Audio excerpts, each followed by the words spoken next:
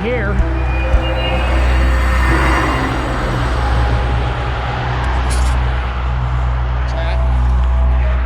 Right there, there's two branches.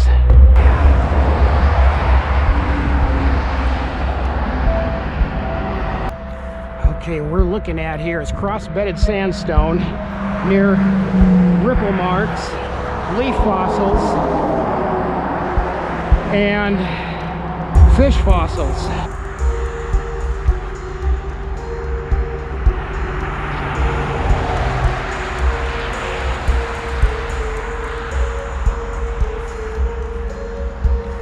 Okay, we're looking at here is cross-bedded sandstone near ripple marks, leaf fossils,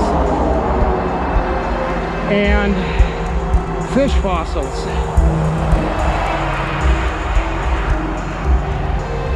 And then there's a few other fossils we can't talk about right now that have been found around here along Highway 9.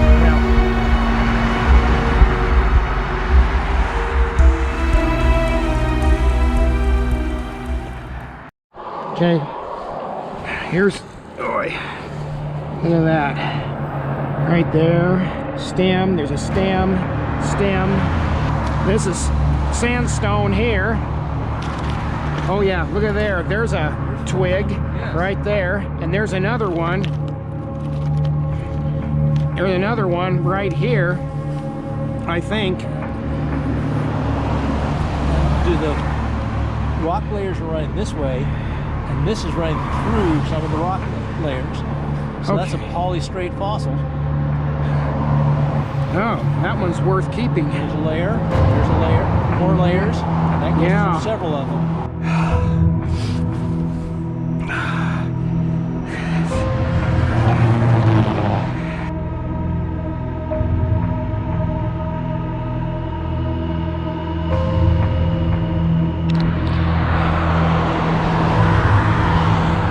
So this is the Swak Formation. According to evolution, it's 28,000 feet deep. On top of that is the Teanaway basalt flow, which is 5,000 feet deep. Now, how do you explain 28,000 feet depth of sedimentary layers? I mean, this is a fluvial deposit. How would you explain that for uniformitarianism? The only way to explain it is through a universal flood.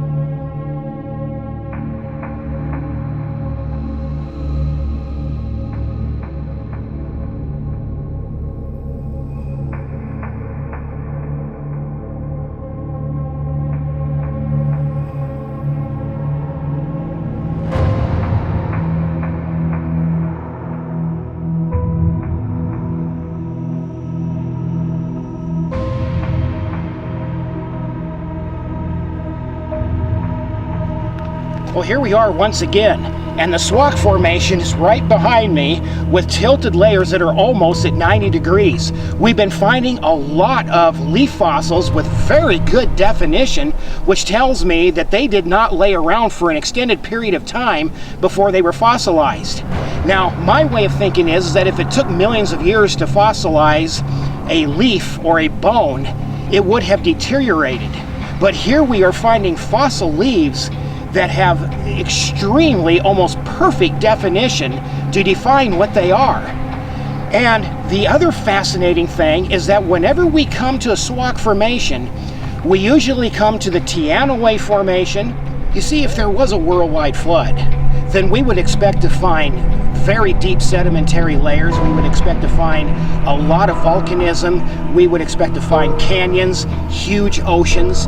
And it is a fact that if we were to lower the mountain ranges, lift up the ocean basins, the whole earth would be once again covered by floodwaters at least 1.5 miles deep. Also, we would also expect to find a lot of fossils almost everywhere we go, and we do, especially in this area. In this area, we have found a variety of fossil leaves, even ripple marks in the sandstone, and agates and geodes, everything that you would expect if there was a massive catastrophic event. So I don't see a lot of uniformitarianism around here. I don't see slow, gradual geological formations or slow, gradual geologic work. When we look out here at the vast canyons and we look at the fossils and we look at the sedimentary layers and how deep they are, I am reminded of catastrophism, not slow, gradual erosion. And behind me here, we find enormous catastrophism. I mean, you think about it.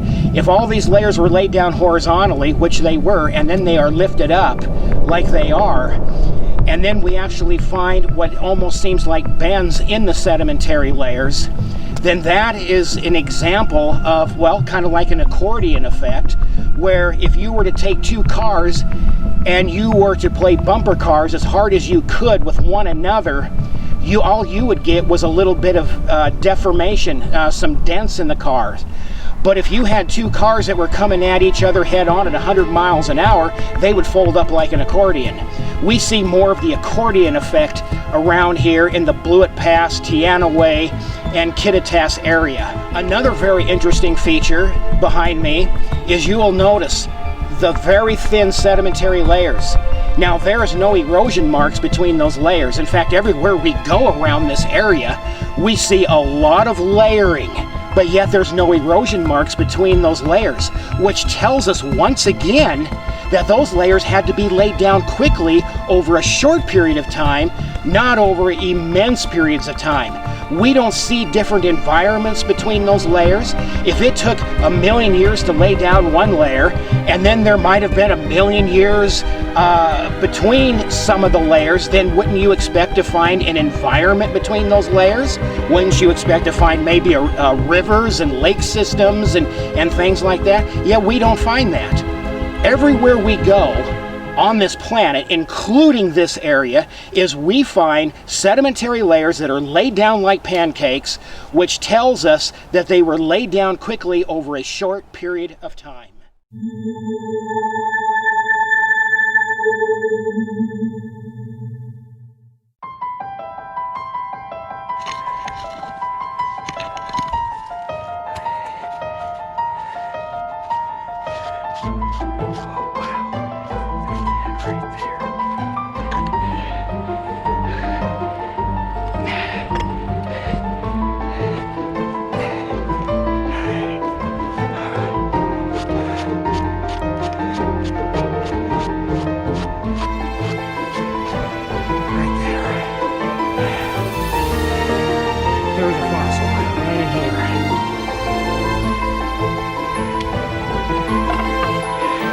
Well, here's a nice one.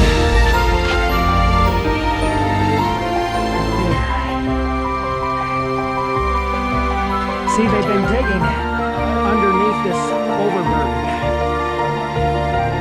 And usually you find your best rocks and fossils under a tree.